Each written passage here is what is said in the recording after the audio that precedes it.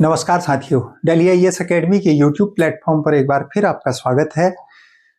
हम चर्चा कर रहे हैं आज प्रगतिशील शिक्षा की। ये पेडागोगी का एक महत्वपूर्ण टॉपिक है, सीडीपी का। प्रगतिशील शिक्षा या प्रोग्रेसिव एजुकेशन। प्रगतिशील शिक्षा। जब हम शिक्षा के वर्तमान स्वरूप को समझते हैं तो हमें ये जानना जरूरी हो जाता है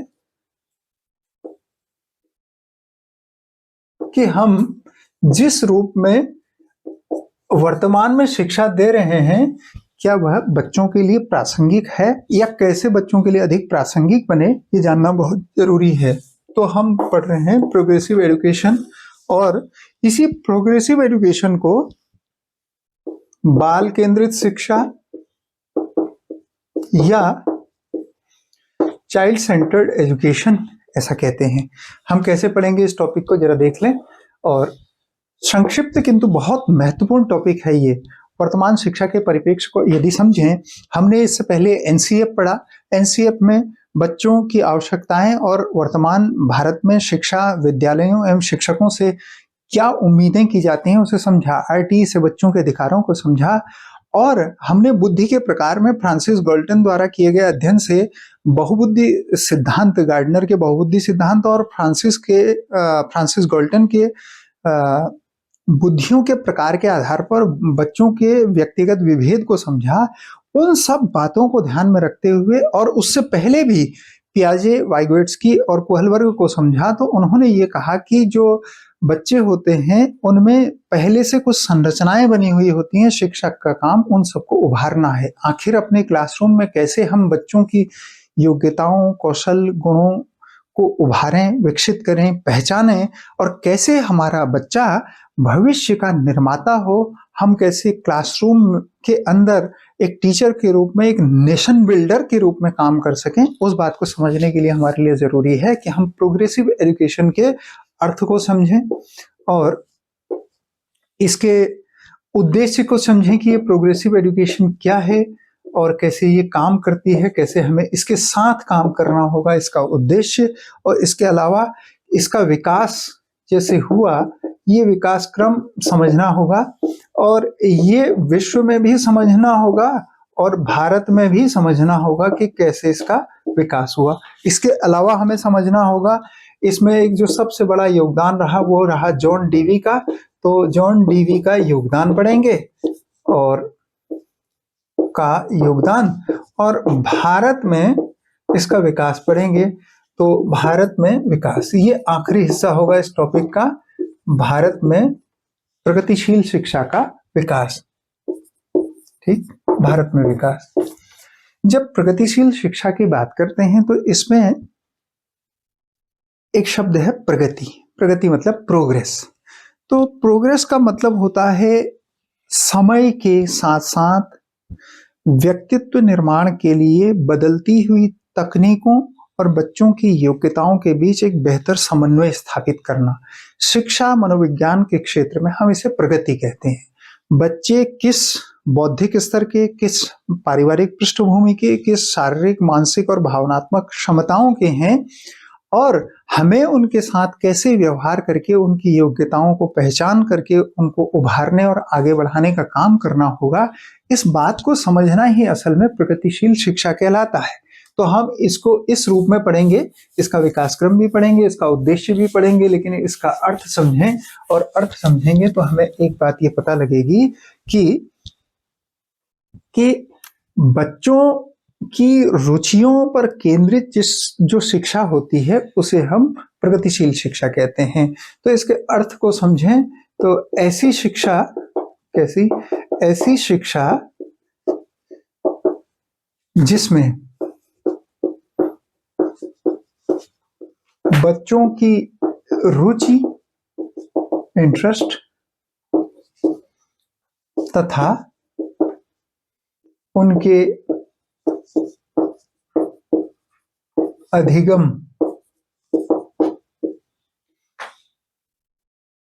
प्रयासों या अधिगम के प्रयासों को सर्वाधिक महत्व दिया जाता है, उसे हम सर्वाधिक महत्व दिया जाता है दिया जाता है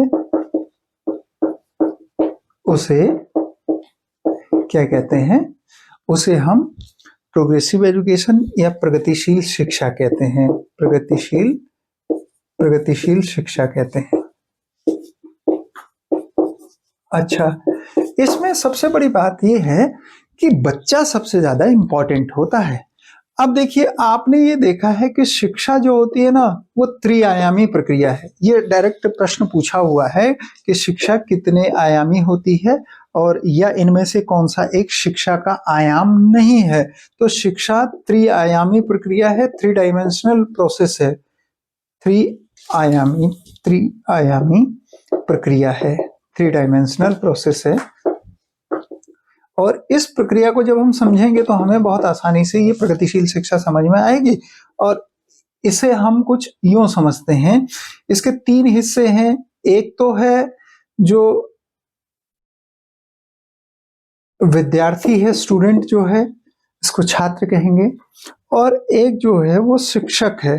लेकिन इन दोनों के बीच में जो अधिगम प्रक्रिया का सबसे महत्वपूर्ण हिस्सा है, जो हमारे कक्ष की दिशा को निर्धारित करता है, उसे हम कहते हैं क्या? पाठ्यक्रम। और जब शिक्षा प्रक्रिया में छात्र सबसे ज्यादा महत्वपूर्ण होता है, उसे ही हम प्रगतिशील शिक्षा कहते हैं। ठीक है, प्रगतिशील शिक्षा का मतलब छात्र की ये देखें रुचि और उसके अधिगम प्रयास सबसे ज्यादा महत्वपूर्ण होते हैं। तो ऐसी शिक्षा को ना प्रगतिशील शिक्षा कहते हैं, ये जिसमें बच्चा महत्वपूर्ण होता है। और जिसमें शिक्षक महत्वपूर्ण होता है, उस शिक्षा को कहते हैं आदर्शवादी शिक्षा। मतलब यहाँ टीचर ने जो सीखा है, वो अपने जीवन में जो भी उसने अनुभव किया है, उसे जो वो सिखाना चाहता है, उस टीचर ओरिएंटेड एजुकेशन सिस्टम को हम कहते हैं आदर्शवादी शिक्षा। तो यहां देखें, यहां सारा कंट्रोल किसके हाथ में है? टीचर के हाथ में। बच्चों के इंटरेस्ट मायने नहीं रखते, सिलेबस मायने नहीं रखता। तो जिस पर केंद्रित होता है उसके आधार पर मैं आपको ये बता रहा हूं कि ये शिक्षा कितने तरह की होती है। और तीसरे तरह की होती है जिसमें सिलेबस सेंटर्ड होता है, इसे कहते हैं यथार्थवादी शिक्षा। यथार्थवादी शिक्षा व्यवस्था। इसमें क्या है? जो कुछ किताबों में लिखा है उसे पढ़ाएंगे और उससे बच्चों को परीक्षा पास कराएंगे। यहां देखिए, टीचर का मन, टीचर का डिसिप्लिन, टीचर की स्ट्रिक्टनेस मायने रखती है आदर्शवादी शिक्षा में। और यहाँ क्या मायने रखता है? सिलेबस में जो कुछ वर्णित है उसके अनुसार मूल्यांकन करना, रटना, पढ़ना, ये सब चीजें। देखिए, ये रटने को भी बल देगी। रटना, स्मरण करना, मतलब यही बात हो गई, स्मरण करना। या केवल परीक्षाएं पास करना, परीक्षा उत्तीर्ण करना। मतलब सीख रहे हैं कि नहीं सीख रहे हैं ये महत्वपूर्ण नहीं है। उन्होंने परीक्षा पास की कि नहीं की, गणित आई कि नहीं आई ये महत्वपूर्ण नहीं है, गणित में कितने नंबर आए ये महत्वपूर्ण है, क्योंकि ये यथार्थवादी है। जैसा सिलेबस में लिखा है वो सीख लिया। एलसीएम एचसीएफ के अगर हमने 10 क्वेश्चन पूछे, या प्रतिशत के, या किसी और चीज के, साइंस में मापन के, या हिंदी में व्याकरण के, किसी भी चीज के हमने जो प्रश्न पूछे उसने ऐसे उत्तर याद करके लिख दिए और उसके बाद वो भूल गया, उसे याद नहीं है, तो ये देखिए वो पास हो गया अच्छे नंबरों से। इसी शिक्षा को कहते हैं आदर्शवादी शिक्षा। अच्छा, यहां देखें, यथार्थवादी शिक्षा। आदर्शवादी शिक्षा में क्या होता है? कठोर अनुशासन होता है। कठोर अनुशासन। और क्या? इसमें ये अप्रजातांत्रिक होती है। अप्रजातांत्रिक मतलब ये जब आप समझ जाएंगे तो आपको ये समझने में आसानी हो जाएगी कि ये बाल केंद्रित शिक्षा या ये प्रगतिशील शिक्षा क्या है। अप्रजातांत्रिक होती है, तांत्रिक शिक्षा होती है, मतलब बच्चों के विचारों को महत्व नहीं मिलता। जब बच्चों के विचारों को महत्व नहीं मिलता तो हमें पता लगता है कि ये इसमें हावी है टीचर और टीचर की मानसिकता। इसका मतलब है यहां महत्व इसे दिया जाता है, किसे?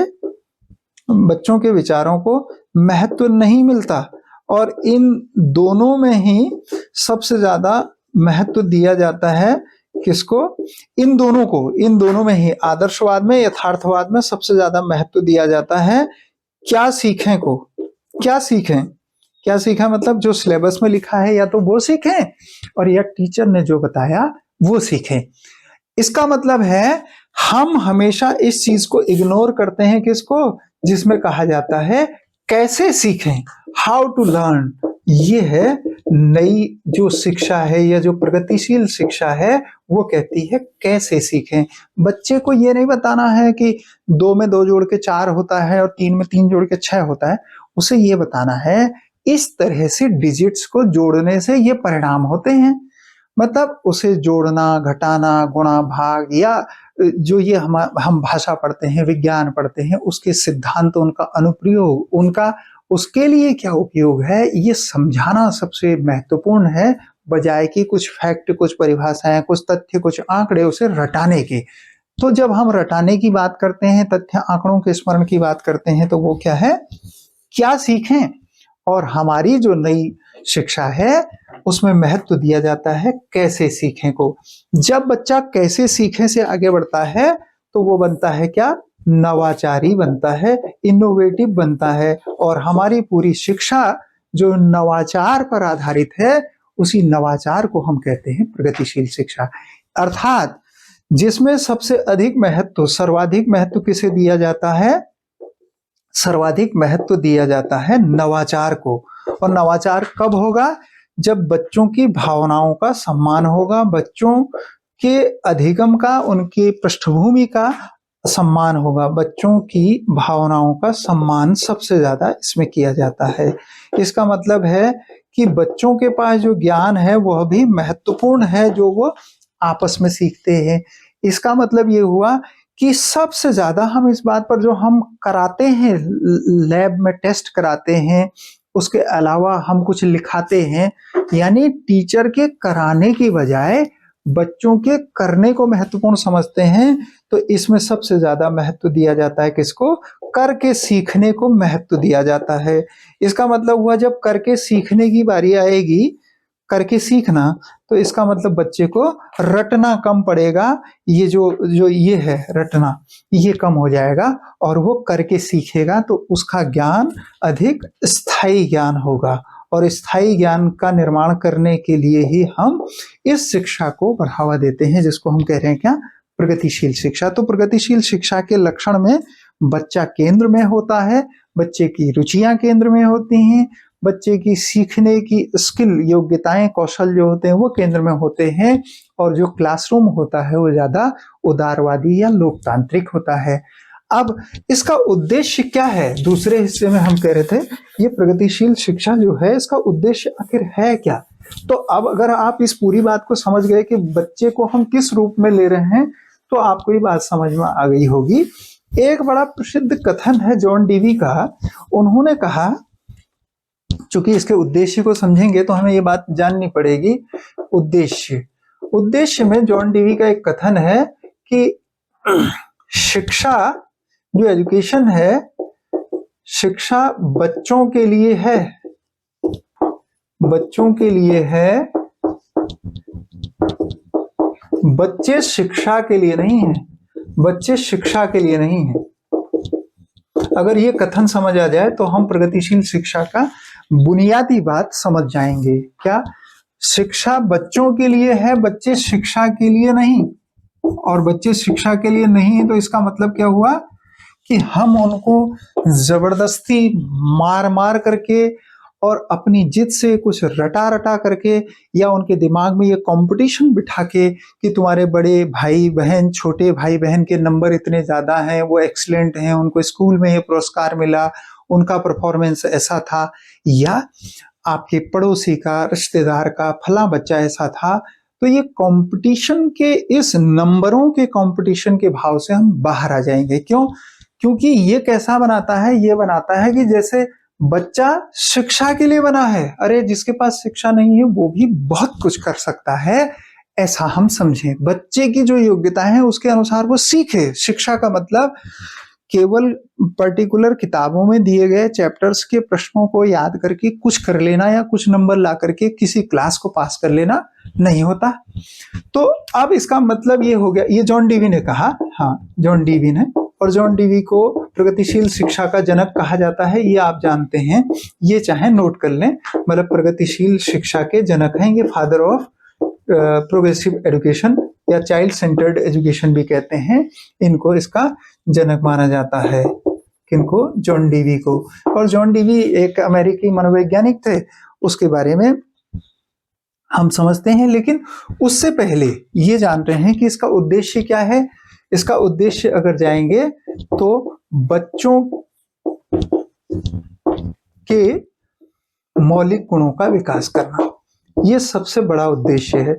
हर बच्चे के अंदर, जैसे पियाजे ने कहा था, हर बच्चा एक बाल मनोवैज्ञानिक है, मतलब बच्चा अपने आप में एक वैज्ञानिक है, वो समस्याओं का समाधान करना जानता है। इसलिए उन्होंने ये कहा कि हर बच्चे में कोई ना कोई मौलिक गुण होता है, और प्रगतिशील शिक्षा मानती है कि उसी गुण को बाहर निकालना एक शिक्षक का उद्देश्य है। इसलिए आपको ध्यान होगा एनसीएफ में शिक्षक को क्या कहा गया? सुविधा प्रदाता या फैसिलिटेटर कहा गया। तो हम केवल फैसिलिटेटर हैं, बच्चों को सहायता कर रहे हैं कि वह अपने उस मूल गुण को जान ले। तो बच्चों के मौलिक गुणों का विकास करना इसका उद्देश्य होता है। ठीक, बच्चों के मौलिक गुणों का विकास करना। दूसरा, शिक्षा प्रणाली को उदार बनाना, ये इसका उद्देश्य होता है। शिक्षा प्रणाली अगर फ्लेक्सिबल नहीं होगी, उदार नहीं होगी, तो बच्चों को महत्व कैसे मिलेगा? शिक्षा प्रणाली को उदार बनाना। और एक और बात है, अगर ऐसा हो जाएगा तो हमारी जो टीचिंग लर्निंग प्रोसेस है वो बड़ी इंटरेस्टिंग हो जाएगी। तो शिक्षा को, एजुकेशन को रुचिकर बनाना, ये भी उद्देश्य है किसका? रुचिकर बनाना। किसका? प्रोग्रेसिव एजुकेशन का। ये बाल केंद्रित शिक्षा का, प्रगतिशील शिक्षा का। और दूसरा ये है कि बच्चों को आत्मनिर्भर बनाना। अच्छा, अगर उनमें मौलिकता आ जाएगी और उनके मौलिक गुणों को सम्मान मिलेगा तो वो आत्मनिर्भर तो हो ही जाएंगे। अगर किसी को बता दिया जाए, जैसे कि कोई बच्चा चित्र अच्छा बना सकता है, कोई बच्चा गा अच्छा सकता है। उदाहरण के लिए समझें, आपने रामायण सीरियल देखा, रामायण में बहुत सारे भजन आपने सुने, तो उन भजनों के गायक रविंद्र जैन हैं, जो जन्म से ही देख नहीं सकते थे, ऐसा आपने जाना होगा, लेकिन वो बहुत अच्छे कंपोजर, गीतकार थे, वो संगीतकार थे, वो गायक थे।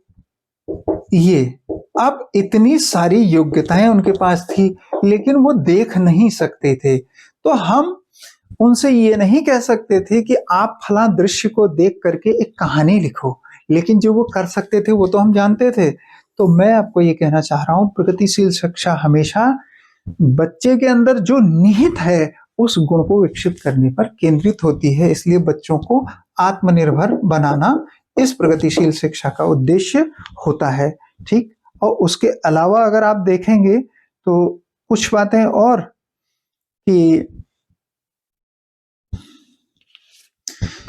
इसका उद्देश्य एक और होता है, जो हमारी शिक्षा प्रणाली है ना, उसको डिसेंट्रलाइज करना। मतलब जैसे मैंने कहा ना आपको कि पहले से शिक्षा या तो पाठ्यक्रम केंद्रित थी और या टीचर सेंटर्ड थी, शिक्षक केंद्रित थी।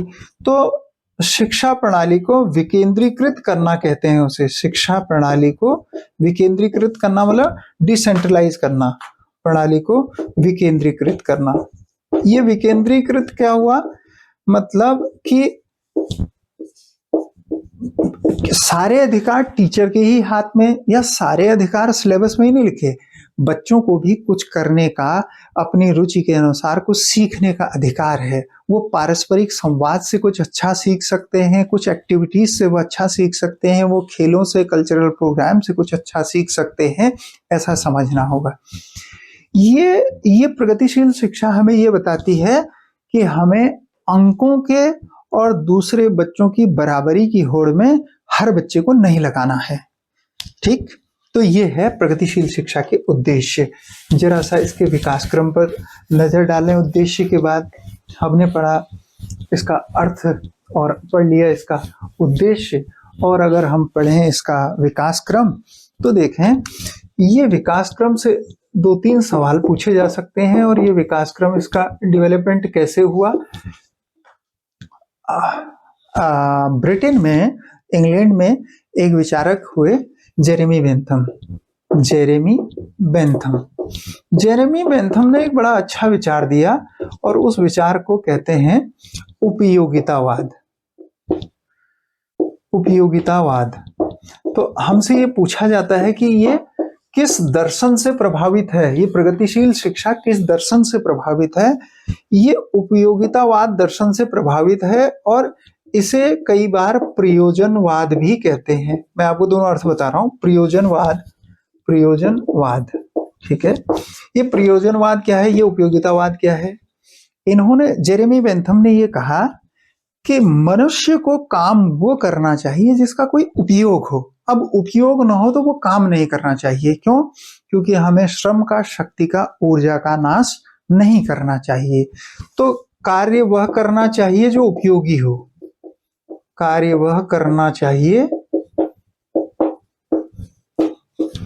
जो उपयोगी हो। अगर उसका यूज ही नहीं है तो क्यों?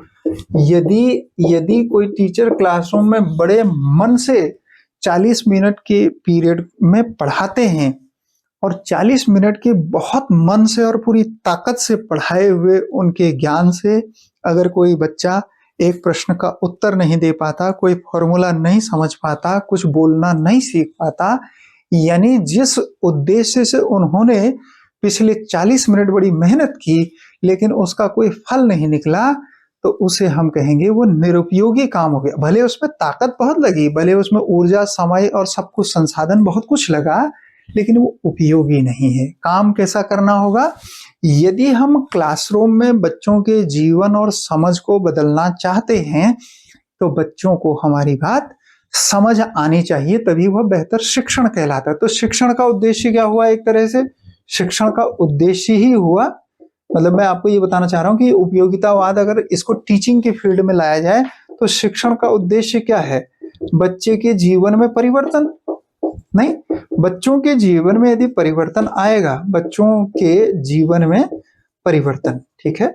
अब ये बच्चों के जीवन में यदि परिवर्तन आ जाए तब तो वो शिक्षण बेहतर है। अपेक्षित परिवर्तन कहेंगे इस परिवर्तन को भी। एक्सपेक्टेड जो चेंज हैं वो आने चाहिए, अपेक्षित परिवर्तन आने चाहिए, तब हम उसे कहेंगे ये शिक्षा बेहतर है। लेकिन अब वो कह रहे हैं कि अगर बेहतर ना हो तब, तो इसी बात पर हमारे यहाँ प्रगतिशील शिक्षा का जन्म हुआ। किस बात से? कि ये उपयोगी होनी चाहिए। अब देखिए, जब शिक्षा थी यथार्थवादी, इसीलिए मैंने आपको त्रिआयामी प्रक्रिया समझाई। जब शिक्षा थी यथार्थवादी यानी सिलेबस सेंटर्ड जब थी, तो सिलेबस के अनुसार कुछ चीजें याद करी, पढ़ी, रट ली और एग्जाम पास कर लिया और क्लास पास हो गई। जब टीचर सेंटर्ड थी तो टीचर ने जो जो कहा वो कर लिया और गुरुभक्त हो गए। मतलब गुरुभक्त हो गए वो तो ठीक है, लेकिन उस सेंस में गुरुभक्त होना कि हम अपनी जीवन दृष्टि का भी विकास कर पाए, ऐसा गुरुभक्त होना बेहतर है। तो ऐसे गुरु और शिष्य दोनों की उन्नति होती है। अब जब हमारी शिक्षा हो गई प्रगतिशील और हमने सोचा क्या कि हमारा काम होना चाहिए उपयोगी, मनोविज्ञान में इसका उपयोग सबसे पहले किया। देखिए, मैंने कहा प्रगतिशील शिक्षा या बाल केंद्रित शिक्षा का दर्शन किससे लिया गया है? उपयोगितावाद से।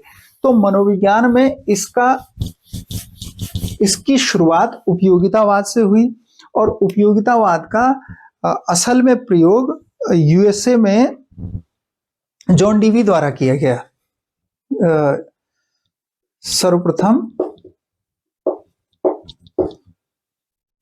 कोलंबिया विश्वविद्यालय, अमेरिका में कोलंबिया विश्वविद्यालय, ये शॉर्ट में लिख दिया मैंने विश्वविद्यालय, यूएसए में।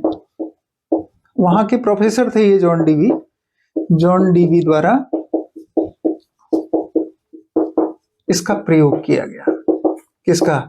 बाल केंद्रित शिक्षा का प्रयोग किया गया और सोचा गया कि हमें शिक्षा ऐसी देनी चाहिए जो बच्चों के लिए उपयोगी हो। ठीक, और ये है तो इसी शताब्दी की बात। कब हुआ, क्या हुआ ये तो नहीं, लेकिन किस विश्वविद्यालय में हुआ, किस देश में हुआ, किसके द्वारा किया गया, ये 3 प्रश्नों का उत्तर इस लाइन में छुपा हुआ है। इन्होंने टीचर के बारे में, स्टूडेंट के बारे में, शिक्षा प्रणाली के बारे में और स्कूल के बारे में कुछ धारणाएं दी। तो ये विकास क्रम तो यही रहा। इसके बाद भारत में भी हुआ। तो जॉन डीवी का योगदान अगर इसके बाद की बात करें तो या भारत में इसके विकास की बात करें, भारत में विकास को बाद में करेंगे, लेकिन उससे पहले मैं ये करता हूं कि जॉन डीवी का क्या योगदान रहा, जॉन डीवी ने आखिर क्या किया।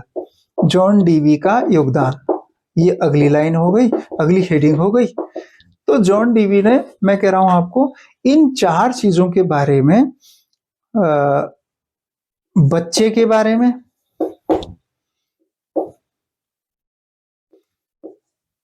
विद्यालय के बारे में, टीचर शिक्षक के बारे में और उसके अलावा शिक्षण विधि के बारे में बात कही। और इन्हीं से ये पूरी शिक्षण अधिगम की प्रक्रिया इन्हीं पर निर्भर है। बच्चे कैसे होना चाहिए, बच्चों के अंदर 2 गुण होने चाहिए, ये पूछा हुआ सवाल है जिस पर पूरी शिक्षा निर्भर करती है, रुचि तथा प्रयास। देखिए, रुचि होनी चाहिए हर बच्चे में, रुचि, चाहे वो जो करना चाहता है किसी भी चीज के प्रति, उसमें रुचि होना बहुत अनिवार्य है। रुचि होगी तो जरूर वो प्रयास भी करेगा जिस चीज में उसे अच्छा लगेगा, भले वो चित्र बनाना हो, रंग भरना हो, चाहे जहाज उड़ाना हो, चाहे कागज की कतरन से कुछ बनाना हो, चाहे लिखना हो, पढ़ना हो, गाना हो, चलना कूदना, खेलना, जो भी वो करना चाहे, पर किसी क्षेत्र में उसे रुचि होनी चाहिए। जिसे रुचि होती है उसके अंदर प्रयास स्वाभाविक रूप से आ जाता है। अच्छा, शिक्षक के विषय में उन्होंने, विद्यालय के विषय में कहें तो उनके बारे में ये कहा जाता था कि विद्यालय वो नहीं होना चाहिए जो वन वे टीचिंग वाला होता है या सिलेबस ओरिएंटेड टीचिंग वाला होता है।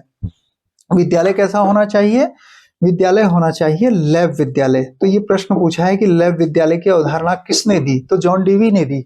लैब विद्यालय का मतलब क्या हुआ, जहां एक्सपेरिमेंट हो, बच्चे, टीचर, सारे स्कूल सिस्टम उस पर एक्सपेरिमेंट करें और बच्चे कुछ नया निकाल करके सीखें। और लैब वही होगी, लैब विद्यालय वही होंगे जहां बच्चों के इंटरेस्ट के अकॉर्डिंग पढ़ाया जाएगा। ठीक, उन्होंने एक बड़ी अच्छी बात कही टीचर के बारे में, कहा यह ईश्वर का प्रतिनिधि, ईश्वर का प्रतिनिधि होता है, ये रिप्रेजेंटेटिव ऑफ गॉड होता है टीचर, ईश्वर का प्रतिनिधि तथा समाज का सेवक होता है, समाज का सेवक होता है। और ये देखिए, इसी को आगे चल करके राष्ट्र निर्माता कहा गया। तो 2 बातें, ईश्वर का प्रतिनिधि और समाज का सेवक, ये इन्होंने माना। अब देखिए, टीचर की भूमिका को बहुत बढ़ा करके इन्होंने कहा, और इसलिए इन्होंने कहा कि जो शिक्षा है, शिक्षा है वो सार्वभौमिक होनी चाहिए। एक स्टेटमेंट इनका ये भी है, फिर शिक्षण के बारे में यहां लिखाता हूं आपको, शिक्षा सार्वभौमिक होनी चाहिए।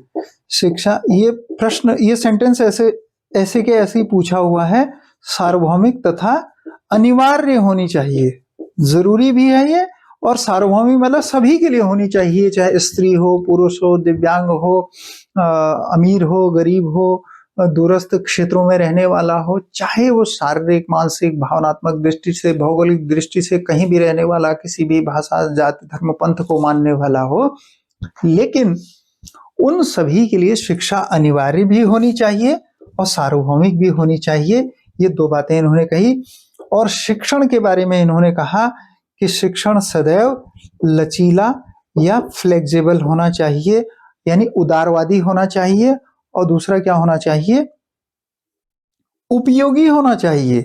उपयोगी होगा तभी ये काम करेगा। ठीक, तो जॉन डीवी का ये योगदान रहा, और इन्होंने माना कि शिक्षा बच्चों के लिए है, बच्चे शिक्षा के लिए नहीं है। यानी बच्चा सबसे ज्यादा महत्वपूर्ण है, बच्चे की खुशहाली, आनंद जो है वो महत्वपूर्ण है। और इसी पर भारत में इसका विकास देखेंगे आखिरी बात, भारत में विकास देखेंगे तो प्रगतिशील शिक्षा का। प्रगतिशील शिक्षा की शुरुआत भारत में की थी गिजुभाई बधिका ने। गुजरात के